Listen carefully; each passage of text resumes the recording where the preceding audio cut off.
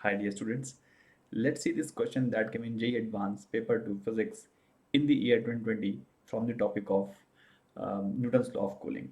This was a numeric type question and this was a fairly simple question. I believe most of the students would have done it fairly easily. Let's see what's happening over here. Also, I'm going to tell you one interesting point in this. So basically, this is a container which has 1 kg of water and the effective area on which, so basically sunlight is falling on that water, because of which the temperature of the water is slightly more than the surrounding temperature.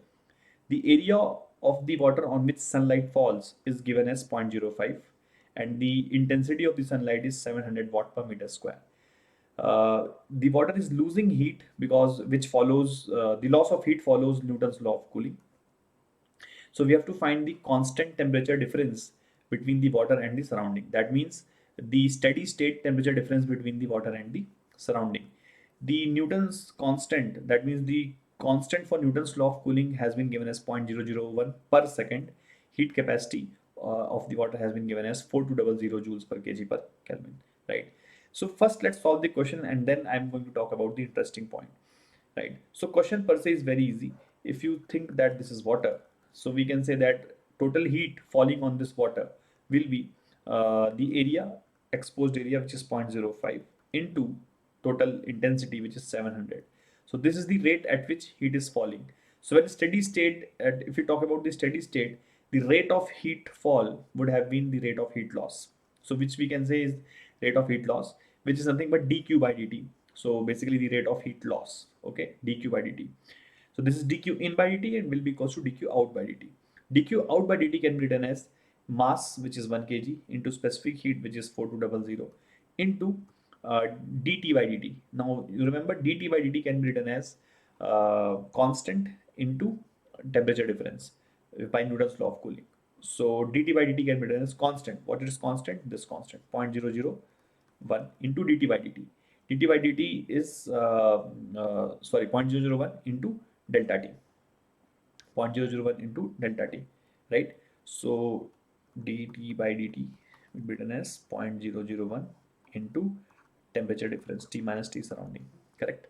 So this is what we are interested in finding, actually, delta T. This is what we are interested in finding. So from here you can see delta T. This is a very easy calculation as well. So if you take this becomes 35 divided by 4.2. So this will become 350 by 42, which will 76 just 750. 25 by 3, which is 8.33 degrees Celsius or Kelvin, whatever you want to say, it will be same thing since we are talking about the temperature difference. So answer will be 8.33. Now comes the interesting part. How did we decide that the Newton's law, like this is the same constant which we are talking about here? Newton's law of cooling constant is 0.001 per second. Remember, we have to see the unit. Like sometimes J might, if J says that the constant in the Newton's law of cooling is 0.001 watt per Kelvin, watt per Kelvin.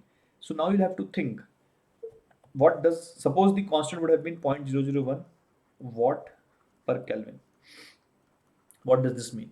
Now Newton's law of cooling is dt by dt is equals to some constant into temperature difference. So clearly this constant which is given over here will have a unit of per second. Hence we used this, we saw the unit and took this as the constant in Newton's law of cooling. But if question says that the constant in the Newton's law of cooling has the unit watt per Kelvin, then of course it cannot be this constant. So if you think carefully, if you multiply this by ms, now this becomes ms dt by dt, which is rate of heat change, we can say rate of heat going or incoming. So dq by dt. So basically if it is Newton's law of cooling, then of course it will be rate of heat outflow only. So this will be equals to watt and this is Kelvin, right? So basically in that case this will be effective new constant, msb will become a new constant, okay, and its unit will be, its value will be 0.001, right? So we have to understand that what constant they have given by looking at the unit. One more thing, if you see here they have written heat capacity, but here the unit is joules per kg per Kelvin. So again, it doesn't matter what it is written over here. We have to see this unit. So this is specific heat capacity.